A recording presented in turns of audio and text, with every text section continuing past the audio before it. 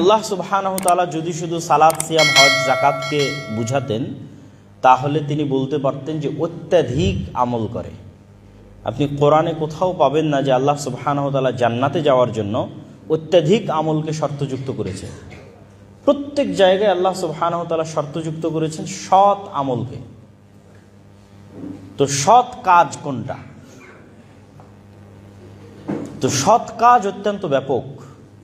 আপনি যদি বাংলাদেশ কৃষি বিশ্ববিদ্যালয়ে সততার সাথে পড়াশোনা করেন, এটিও সৎ কাজ। সততার সাথে শিক্ষকতা করেন, এটিও সৎ কাজ। বিষয়টা নির্ভর করবে আপনার নিয়তের উপর, বিষয়টা নির্ভর করবে আপনার কাজের সততার উপর। আপনি কি নিয়তে পড়াশোনা করছেন এবং আপনি সৎভাবে পড়াশোনা করছেন কিনা, কি নিয়তে শিক্ষকতা করছেন, সৎভাবে করছেন কিনা। আপনি ব্যবসা করলে কি নিয়তে করছেন, সৎভাবে করছেন কিনা। একজন ব্যবসায়ী ব্যবসা করছে, সে অনেক টাকা ইনকাম করার পর দুবাইয়ে গিয়ে বাড়ি কিনবে, তারপরে যত অশ্লীলতা, নেশাদার দ্রব্য আছে পৃথিবীতে, আরাম এবং আয়েশের অবৈধভাবে যত মাধ্যম আছে, সবগুলো থেকে সে এন্টারটেইনমেন্ট, বিনোদন গ্রহণ করবে। এটি হচ্ছে তার ব্যবসা বা অত্যাধিক টাকা ইনকামের নিয়ত। তাহলে অবশ্যই সে কি করছে? ইন্নাল ইনসানা লাফি খুসর। প্রত্যেক মানুষ সময় নষ্ট করতেছে, সে আসলে সময় নষ্ট করতেছে।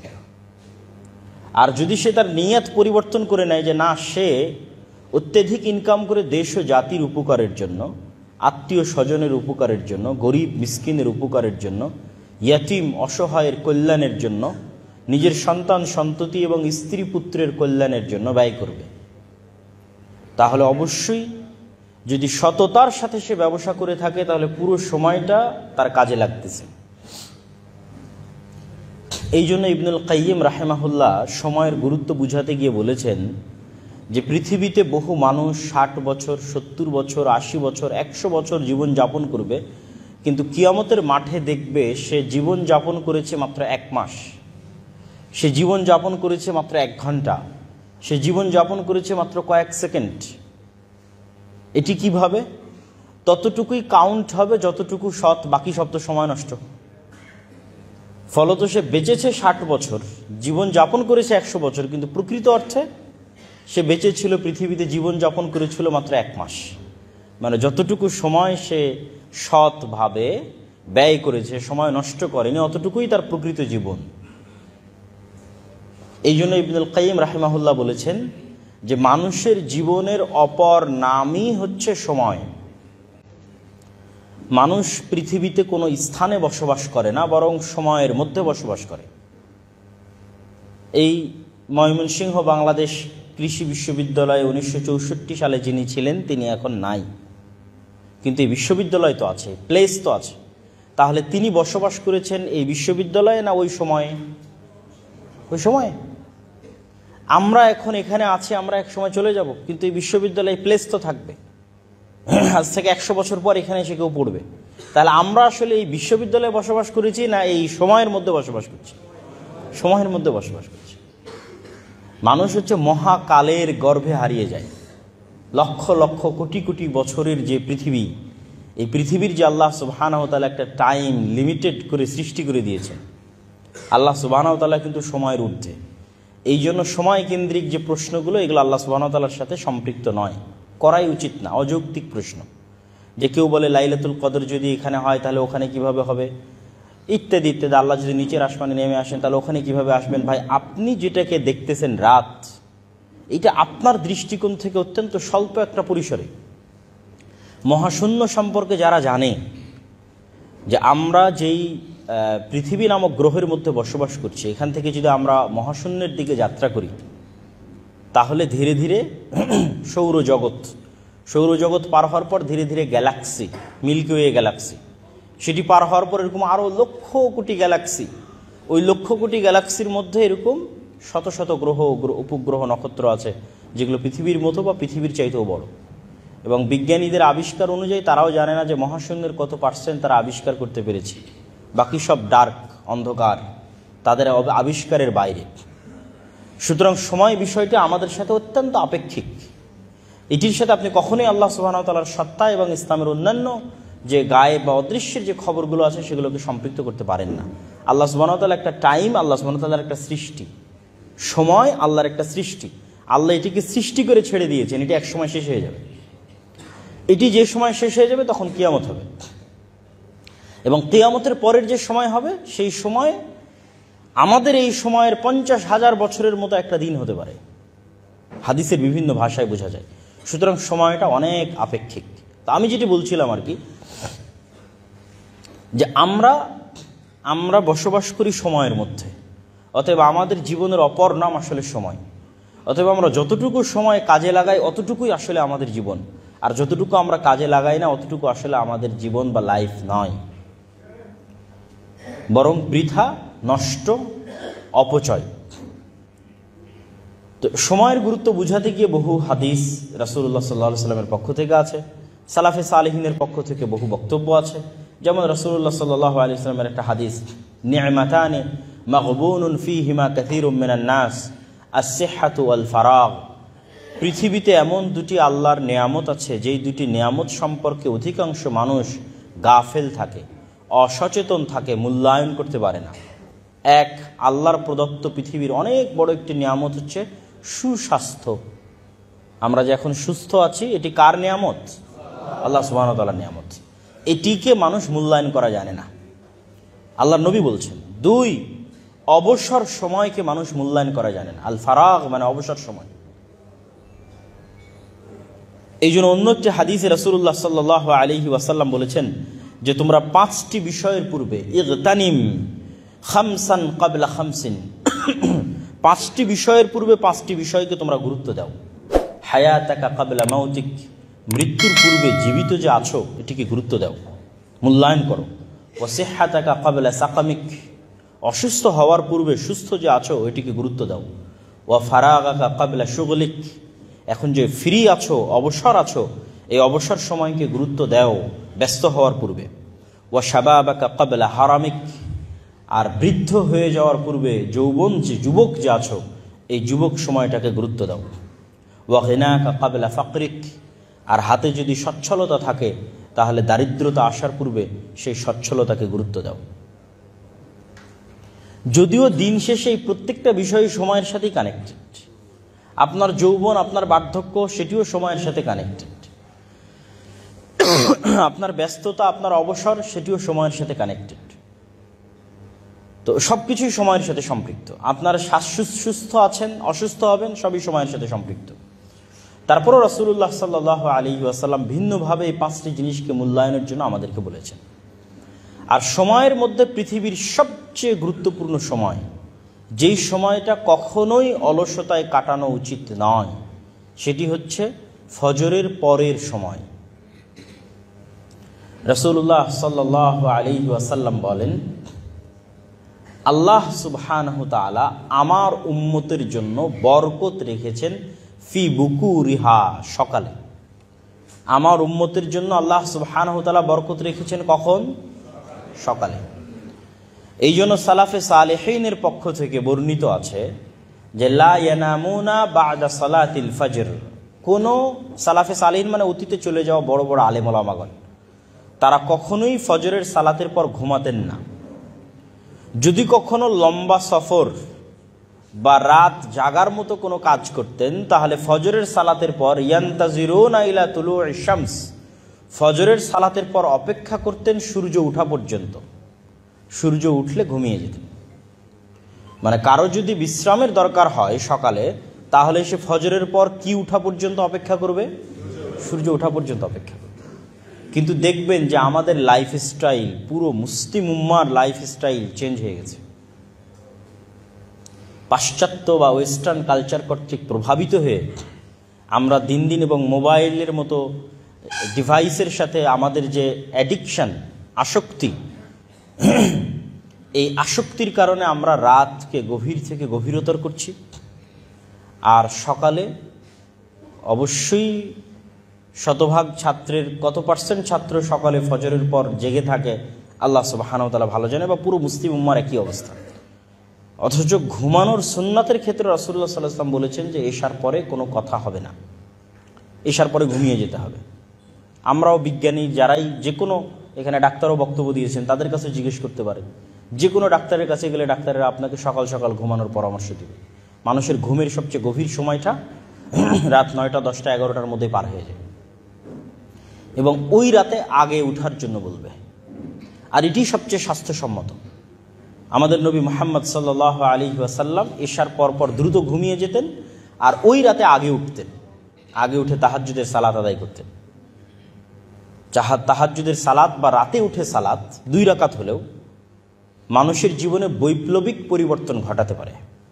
মানুষ যদি পৃথিবীর মহা থেকে মহা সফলতম কাজ করতে চায় এবং আল্লাহ সুবহানাহু ওয়া তাআলার রহমত এবং বরকতের সাথে করতে চায় এবং সফল হতে চায়, তাহলে সে রাতের শেষ অংশের কোনো বিকল্প নেই, যেটি আল্লাহ সুবহানাহু ওয়া তাআলা তার রাসূলকে উদ্দেশ্য করে বলেছেন যে অচিরেই আমরা আপনার প্রতি কাওলান সাকিলা, অনেক ভারী একটি কিতাব আপনার প্রতি অবতীর্ণ করব। ফাতাহাজ্জাদ বিহি নাফিলাতাল লাক, অচিরেই আল্লাহ সুবহানাহু ওয়া তাআলা আপনাকে গুরু দায়িত্ব প্রদান করবেন। ওই গুরু দায়িত্ব পালন করা যেন আপনার জন্য হালকা হয়, সহজতর হয়, এই জন্য আপনি অভ্যাসী হন রাতে সালাত আদায় করতে। অল্প থেকে অল্প পরিমাণ আপনি রাতে সালাত আদায় করতে অভ্যাসী হন, যাতে আল্লাহ আপনার প্রতি যে বিশাল কিতাব অবতীর্ণ করছে সেটি বহন করা, এটি মানুষের মাঝে প্রচার করা এবং রিসালাতের এই গুরু দায়িত্ব পালন করা আপনার জন্য যাতে সহজ হয়। এবং বর্তমান পৃথিবীতেও যারা সাকসেসফুল সফল মানুষ আছে, তাদের অধিকাংশের 90% অধিকাংশের আপনি ঘুম থেকে উঠার ডাটা যদি চেক করেন গুগলে সার্চ দিয়ে যে তারা কখন ঘুম থেকে ওঠে, তাহলে আপনি দেখবেন যে বেশিরভাগ আপনাদের সেকুলার দৃষ্টিভঙ্গি অনুযায়ী যাদেরকে আমরা সাকসেসফুল মনে করছি, ইসলামিক পয়েন্ট অফ ভিউ থেকে নয়, সেকুলার পয়েন্ট অফ ভিউ থেকে যাদেরকে সাকসেসফুল মনে করছি দুনিয়াবী জীবনে, তারাও তাদের রুটিনে সকালে উঠাকে গুরুত্ব দেয়। তারা সালাত আদায় করুক অথবা না করুক, ভোর 5টা, ভোর 6টা, যে যত দ্রুত সম্ভব উঠার চেষ্টা করে। আর অস্ট্রেলিয়াতে এটা সম্পূর্ণ জাতিগত কালচার, যে অস্ট্রেলিয়ানরা জাতিগতভাবে দ্রুত ঘুমাতে যায়, জাতিগতভাবে দ্রুত সকালে উঠে। আপনি যে কোনো অস্ট্রেলিয়ার প্রবাসীকে আমার এই কথা কল দিয়ে, ফোন দিয়ে জিজ্ঞেস করে যাচাই করতে পারেন যে অস্ট্রেলিয়ানরা জাতিগতভাবে দ্রুত ঘুমাবে, 10টা 11টার মধ্যে ঘুমিয়ে যাবে, আর সকাল 4টা 5টা 6টার মধ্যে উঠবে। সম্মানিত উপস্থিতি, তো আমাদের প্রোডাক্টিভিটি, আমাদের ইয়াং জেনারেশনের প্রোডাক্টিভিটি নষ্ট হচ্ছে কেন? সময়কে সঠিকভাবে কাজে লাগাতে না পারার কারণে। আর এই প্রোডাক্টিভিটি নষ্ট হওয়ার ফলে, যেমন রাসূলুল্লাহ সাল্লাল্লাহু আলাইহি ওয়াসাল্লামের যে হাদিসগুলো, ফজরের সালাত কেন্দ্রিক যে হাদিসগুলো আছে, সেই হাদিসগুলো যদি পড়েন তাহলে আপনি প্রোডাক্টিভিটির একটা কিছু হলেও আলামত সেই হাদিসগুলোতে পাবেন। যে ব্যক্তি ফজরে উঠলো না, ঘুমিয়ে থাকলো, বেশি দেরি করে উঠলো, তার সকাল হবে শয়তানের সাথে, এবং তার সকাল হবে শরীরে একটা ম্যাজ বা দুর্বল ভাব। আপনাদের আঞ্চলিক ভাষায় কি বলে, যে শরীরটা কোনো কাজের জন্য তখন অতটা প্রোডাক্টিভ থাকবে না, মন মানসিকতা কোনো কাজের জন্য প্রস্তুত থাকবে না, বরং সারাদিন একটা অলসতা কাজ করবে শরীরের মধ্যে, সারাদিন একটা ঘুম ঘুম ভাব কাজ করবে শরীরের মধ্যে, ফলত অটোমেটিক আপনার প্রোডাক্টিভিটি ডাউন হয়ে যাবে। কিন্তু আপনি যদি ফজরে উঠেন, অজু করেন, সালাত আদায় করেন, একটু ব্যায়াম করেন, এক্সারসাইজ করেন, একটু কোরআন তেলাওয়াত করেন, তাহলে আপনি পৃথিবীর যে পেশাতেই থাকেন, যে পেশায় থাকেন, as a student, as a teacher, businessman, যে কোনো পেশা, সেই পেশায় আপনি অবশ্যই অন্য আর 10 জন যারা আপনার প্রতিযোগী আছে তাদের চাইতে আপনি এগিয়ে থাকবেন, শতভাগ এগিয়ে থাকবেন। সে যদি কৃষক হয় তবুও অন্য কৃষকদের চাইতে এগিয়ে থাকবে যদি সে সকাল সকাল উঠে কাজ শুরু করে। এবং স্টুডেন্টরা তাদের লাইফে এটি পরীক্ষা করে দেখতে পারে যে যেই দিন আপনি ফজরকে কাজে লাগাবেন, সকালকে কাজে লাগাবেন, সেই দিন দেখবেন যে আপনার সারাদিনের সকল কাজ মনে হবে জোহরের আগেই শেষ হয়ে গেছে। বিশেষ করে ছুটির দিনগুলোতে যদি আপনি পরীক্ষা করে দেখেন যে আজকে অনেক কাজ হাতে নিয়ে আপনি বসেছেন পড়ার টেবিলে, দেখবেন ফজরের সময় বা ফজরের আগে উঠে বসেছেন, দেখবেন জোহর হতে হতে এত বেশি পরিমাণ আপনার পড়া হয়ে গেছে, এত বেশি পরিমাণ কাজ শেষ হয়ে গেছে, যেটি আপনি ভোর 10টায় বা 11টায় বা 9টা 10টায় উঠে শুরু করলে রাত 12টা-1টা পর্যন্ত করেও শেষ করতে পারতেন না, সেটি ওই দিন জোহরের আগেই শেষ হয়ে গেছে। এটি যে কেউ তার নিজ নিজ লাইফে পরীক্ষা করতে পারে।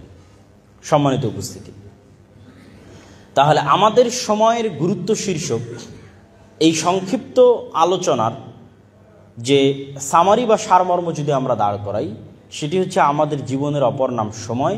প্রত্যেক মানুষ সময় নষ্ট করে, তবে তারাই সময় নষ্ট করে না যারা এই সময়কে কাজে লাগায়, এবং কিয়ামতের মাঠে কাজে লাগানো সৎ আমল যারা করবে ততটুকুই কাউন্ট হবে। সেটি 1 মাস, 1 বছর, 2 বছর হতে পারে।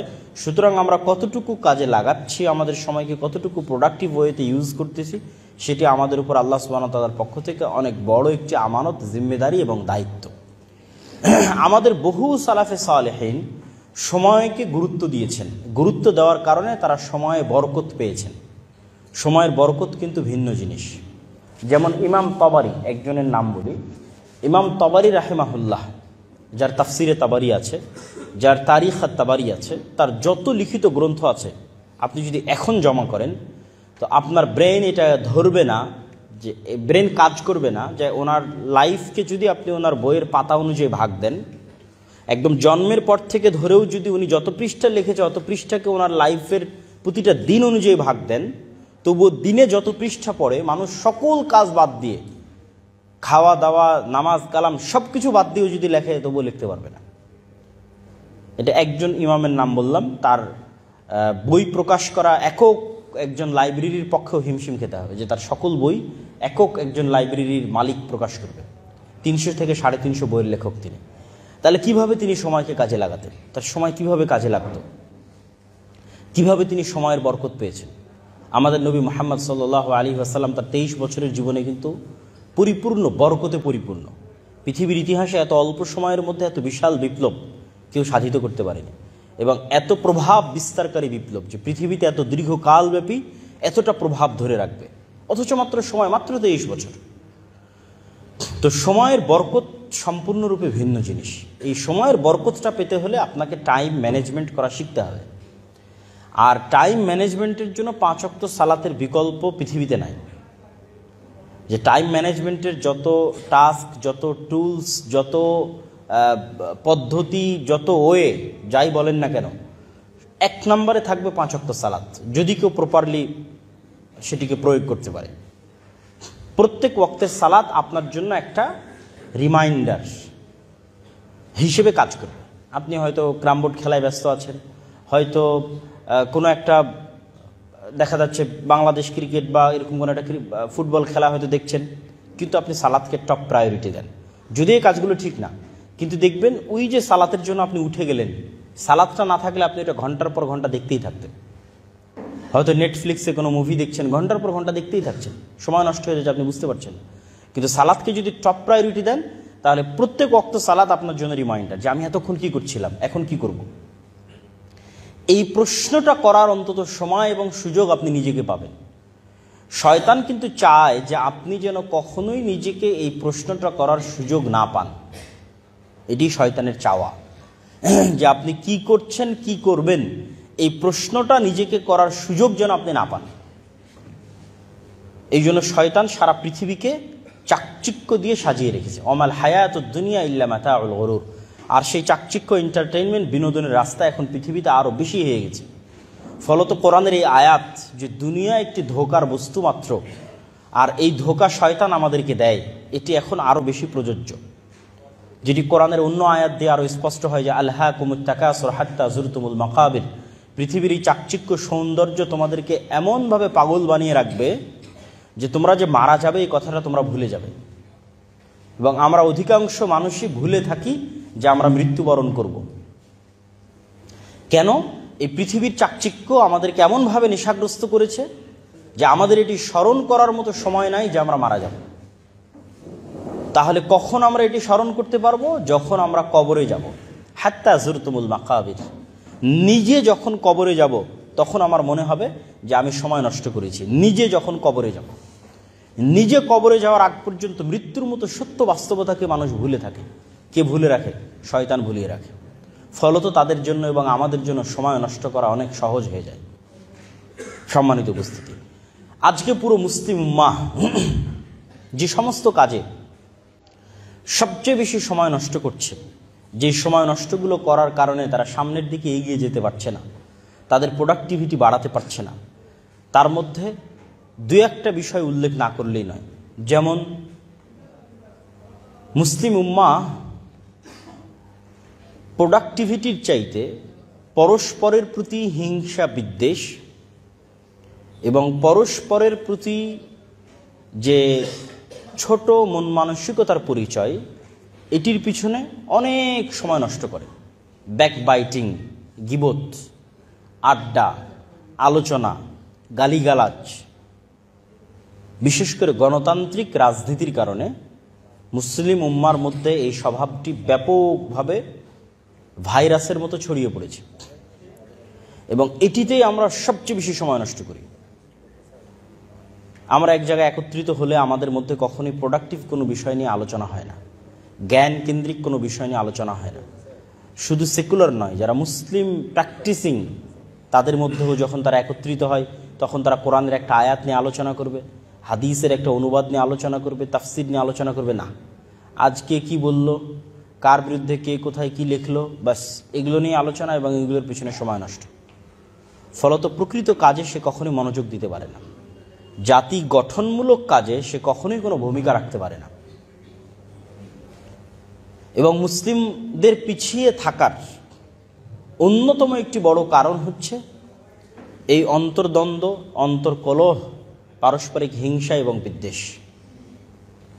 এটি থেকে আমাদের বেরিয়ে আসতে হবে এবং আমাদের মাথায় রাখতে হবে, আমি যে কাজটা করছি এই কাজটা আমার কি উপকারী দিবে, আমার দেশ ও জাতির কি উপকারী দিবে, আমার উম্মাহ মুসলিম উম্মার কি উপকারী দিবে, দিন শেষে কি ভ্যালু অ্যাড করবে, আমার নিজস্ব পার্সোনাল ক্যারিয়ারে কি ভ্যালু অ্যাড করবে, অথবা আমার দেশ জাতি, আমার ইউনিভার্সিটি, আমার প্রতিষ্ঠান, আমার মুসলিম জাতির ক্যারিয়ারে কি ভ্যালু অ্যাড করবে আমার এই কাজটা। তখন আপনি বুঝতে পারবেন আপনি অনর্থক সময় নষ্ট করছেন না আসলেই প্রকৃত কোনো কাজ করতেছেন।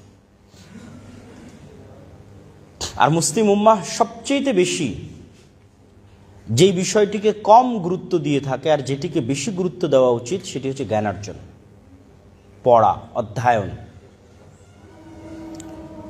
আমি ইউকেতে প্রায় 1 বছর ছিলাম। সেখানে যখনই যে কোনো দিন যে কোনো বাস, ট্রেন, পার্ক, যেখানেই যাই না কেন, সেখানে কাউকে না কাউকে আপনি দেখবেন বই হাতে আছে এবং বই পড়তেছে। জাতিগত অভ্যাস বই পড়া, এবং তাদের দেখে আমি নিজে অনুপ্রাণিত হতাম যে আমাকেও পড়া উচিত। সফরে বের হয়েছি তো কি হয়েছে, আমার হাতেও একটা বই থাকা উচিত। এবং অনেক বই আমি ওই ইউকেতে থাকা অবস্থায় গাড়িতে, ট্রেনে, বিমানে পড়তে পড়তে শেষ করেছি। কিন্তু বাংলাদেশে আসার পর বাংলাদেশে এখন পর্যন্ত কোথাও চোখে পড়েনি যে আরেকটা মানুষ বই পড়তেছে। ফলত আমার মধ্যে থেকেও স্বভাবটা হারিয়ে গেছে, চলে গেছে। তাহলে মুসলিমরা কি পরিমাণ ওই ধরনের ফাউল কাজে সময় নষ্ট করে যে কাজের আসলে দিন শেষে কোনো উপকার নাই। জ্ঞান অর্জন তো প্রকৃত ইনভেস্টমেন্ট। আপনি বইয়ের একটা পৃষ্ঠা পড়ছেন, এটা আপনার পিছনে ইনভেস্টমেন্ট, প্রকৃত ইনভেস্টমেন্ট। কেউ বই পড়া ছাড়া জীবনে বড় হতে পারেনি, হওয়া সম্ভব নয়। যেটি আমাদের অতীতের এক বক্তা বলে গেলেন যে আমাদের কোরআন শুরুই হয়েছে পড়ো, পড়া দিয়ে শুরু হয়েছে। এবং মুসলিমরা একসময় জ্ঞান বিজ্ঞানের শীর্ষস্থানে ছিল।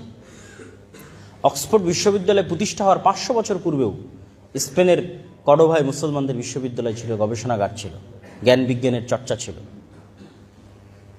যারা স্পেনে যাওয়া, যাদের পক্ষে সম্ভব হবে, তারা গিয়ে দেখে আসতে পারে। মুসলমানদের সেই ইতিহাস এবং ঐতিহ্যের চিহ্ন এবং আলামত এখনও থেকে গেছে। বাগদাদে বাইতুল হিকমার সেই লাইব্রেরি, জ্ঞান বিজ্ঞান চর্চার সেই লাইব্রেরি মুসলমানদের অতীত ঐতিহ্যের প্রমাণ বহন করে। কিন্তু মুসলমানেরা সেই জ্ঞান চর্চা হারিয়ে ফেলেছে এবং এমন সব অনর্থক কাজে লিপ্ত হয়েছে যেই প্রত্যেকটা কাজ সময় নষ্ট। ওয়াল আসর ইন্নাল ইনসানা লাফি খুসর, যে প্রত্যেক মানুষ সময় নষ্ট করতেছে। আমরা মুসলিমরা এই যুগে সবচেয়ে বেশি সময় নষ্ট করতেছি, ফলত আমরা পৃথিবীতে সবচেয়ে পিছিয়ে। কিন্তু আমাদের অতীত সালাফে সালেহিন তারা সময় নষ্ট করেননি। এখন যারা জ্ঞান বিজ্ঞানে এগিয়েছে তাদের মধ্যে আর আমাদের মধ্যে একটা পার্থক্যের কারণে যারা এখন জ্ঞান বিজ্ঞানে এগিয়ে আছে তারা আমাদের জন্য কল্যাণকামী হতে পারছে না। কিন্তু মুসলিমরা যখন জ্ঞান বিজ্ঞানে এগিয়েছিল তখন তারা কল্যাণকামী ছিল। আপনি মুসলিমদের হিস্ট্রিতে কখনো পাবেন না যে কর্ডোভায় অথবা গ্রানাডায় অথবা বাগদাদে কখনো জ্ঞান জাতপাত কালার ভেদে বিতরণ করা হয়েছে, যে তুমি মুসলিম না সুতরাং তুমি জ্ঞান অর্জন করতে পারবে না, এটা পাবেন না। সেকেন্ড, আরেকটা জিনিস পাবেন না যে ঠিক আছে তুমি জ্ঞান অর্জন করতে চাও টাকা দাও, এইটা পাবেন না। মুসলমানেরা জ্ঞানকে মনে করেছে সাদাকায়ে জারিয়া, আসলে এটি সাদাকায়ে জারিয়া। এই জন্য মুসলমানেরা সাদাকায়ে জারিয়ার মতো জ্ঞান বিতরণ করেছে। ইউরোপ থেকে জ্ঞান শিখে তারা ইউরোপকে উন্নত করেছে, এটি অবাস্তব কিছু না। স্পেনের সীমানা ফ্রান্সের সাথে কানেক্টেড। মুসলমানদের যে বিজয় অভিযান, সেই বিজয় অভিযান স্পেন এবং ফ্রান্সের মধ্যে সীমানা হিসেবে ব্যবহৃত হওয়া যে পাহাড়ের যে শ্রেণী আছে, পাহাড়ের যে পর্বতমালা আছে, সেই পর্যন্ত গিয়ে শেষ হয়ে গেছে।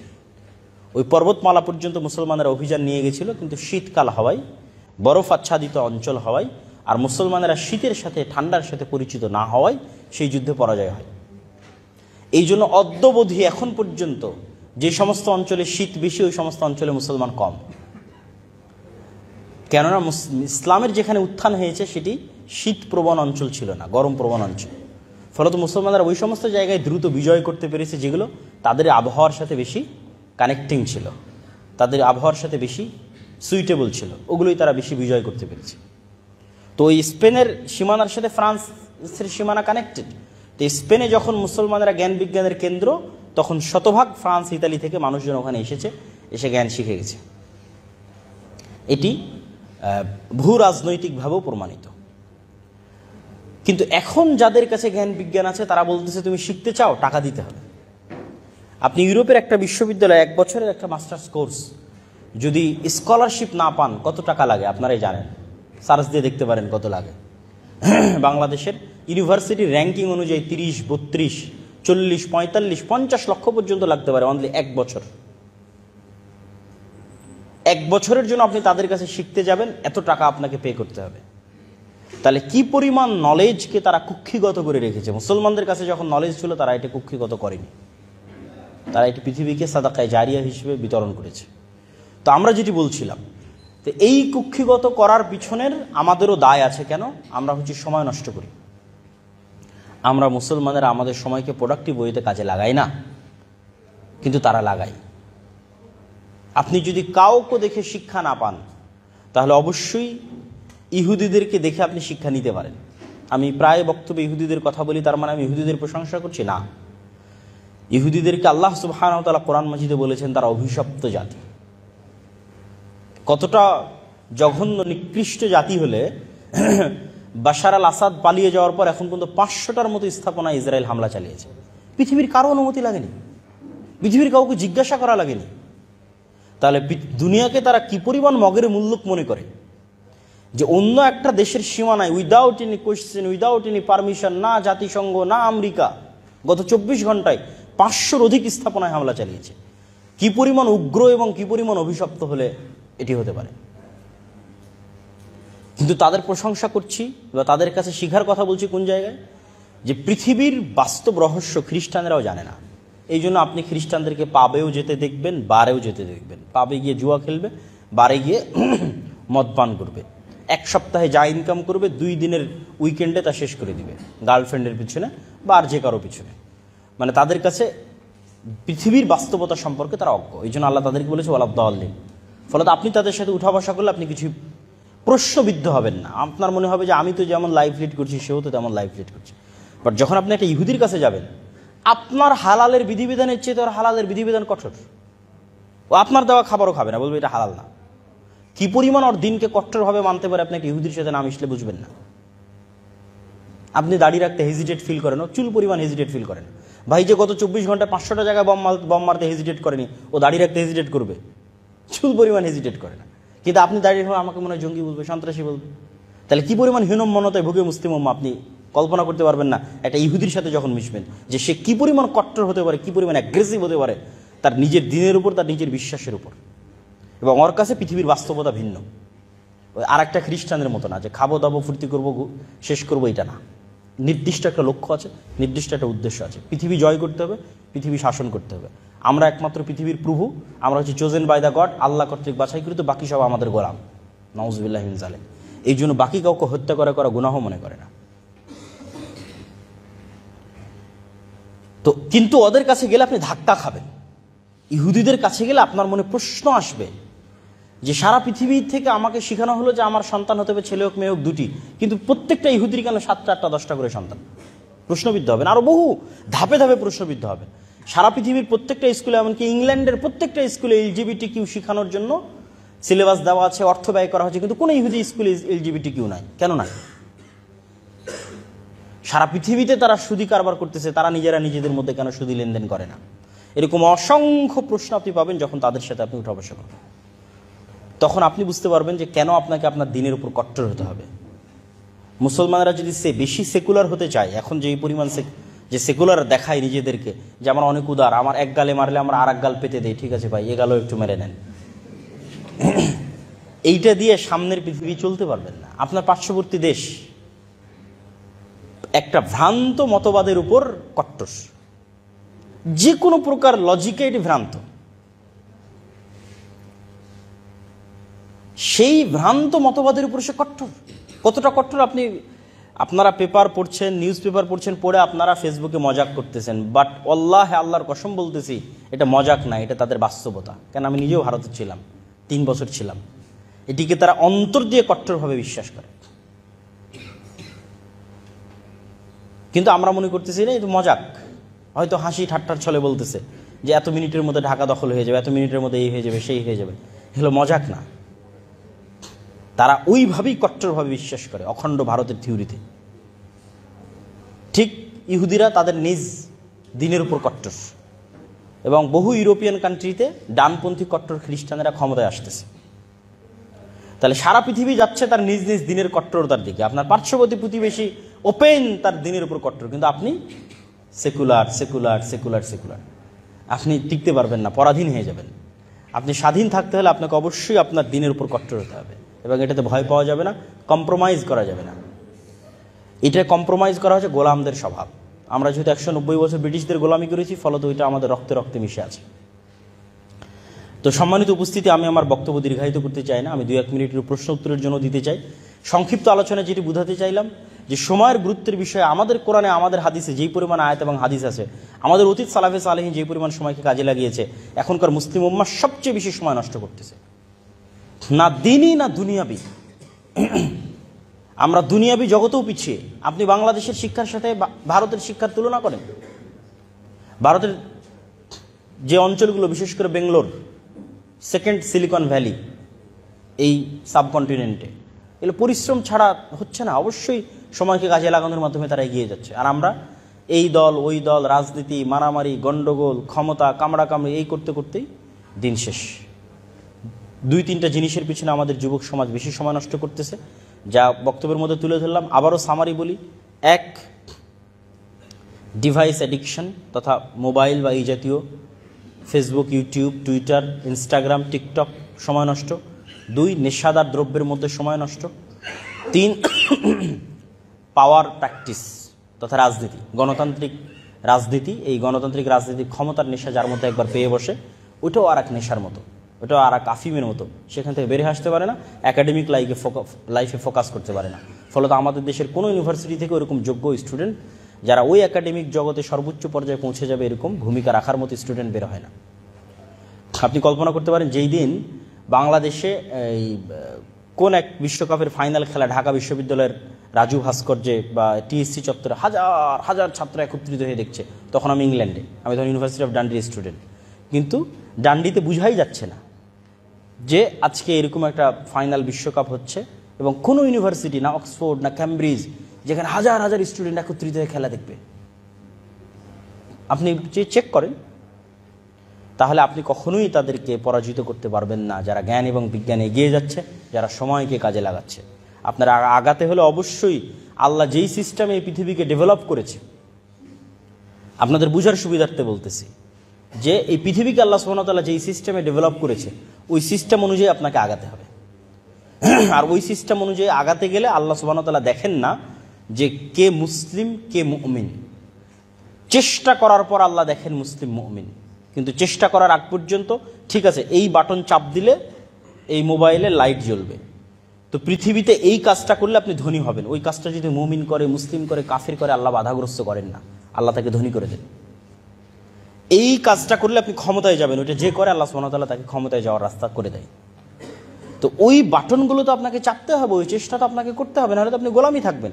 কিন্তু ওই বাটন চাপার পর, চেষ্টা করার পর দেখবেন যে আরেকজন 100-তে 100 চেষ্টা করতেছে, আপনি 100-তে 90 চেষ্টা করতেছেন।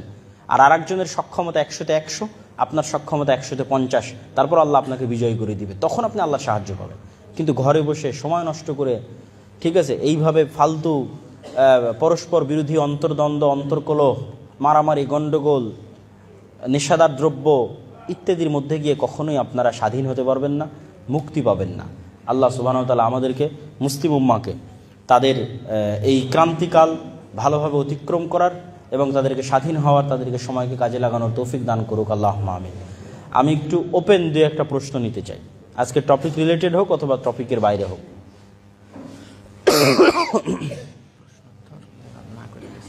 আচ্ছা, ঠিক আছে।